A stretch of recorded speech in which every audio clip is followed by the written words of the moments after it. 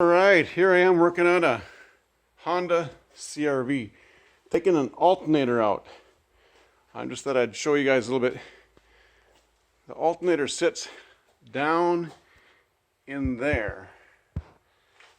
You cannot get to it from the top without taking all this power steering pump off, all this jazz off, and this is not easy to get to no matter what you do. Well, I ended up taking the whole. You gotta take the tire off to get to the belt assembly.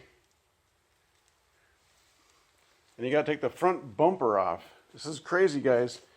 This is how our Japanese counterparts are putting these cars together. Crazy stuff here. You gotta take the whole front bumper assembly off, the bumper cover. Loosen up all the bolts, take all the bolts to the top of the radiator off. Take the latch assembly off, because the alternator has to come right through here. It won't come through here. It's got to come through right here. So right there's the alternator right there. I got the new one back on there again. So if you ever need to take an alternator off of a CRV 2008 Honda, this is it.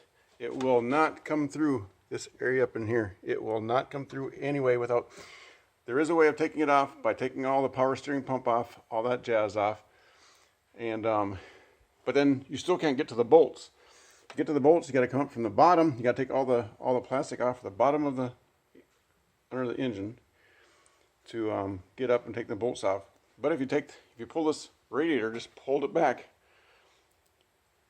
take the mounts off. It is actually the easiest way, I think, to take it out. But there it is. Very poor engineering, in my estimation, on what they're doing here. Why did they put this thing on top? So you can get to it. It's an alternator. They got to be changed out every so often. But there it is. Got it off, got it back on again.